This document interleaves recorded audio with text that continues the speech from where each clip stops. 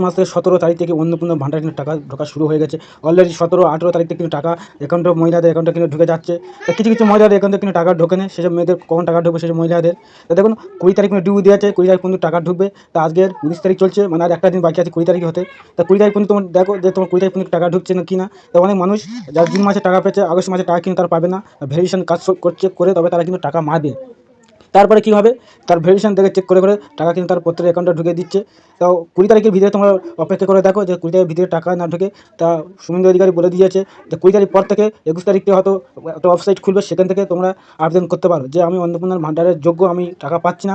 আর যারা যোগ্য না তারাও যারা যোগ্য না তারা কিন্তু তুমি তাদের নামে কিন্তু রিপোর্ট করতে পারো, কেন ওনার যোগ্য নয় কিন্তু উনি টাকা পাচ্ছে, আমি যোগ্য আমি টাকা পাচ্ছি না। তাই এইভাবে তোমরা কিন্তু 20 তারিখ ওয়েট করে দেখো, টাকা না ঢুকলে 21 তারিখে কিংবা 21-22 তারিখ কিন্তু মুখ্যমন্ত্রী বলে দিয়েছে একটা পোর্টাল খুলবে অনলাইন থেকে, সেখান থেকে তোমরা আবেদন করতে পারো। তা ভিডিওটা কিন্তু আজকের এই পর্যন্ত, আরও মানুষের কাছে শেয়ার করো, নেক্সট টাইম আরও ভিডিও নিয়ে আসবে। ভিডিও যদি ভালো লাইক কমেন্ট শেয়ার করো।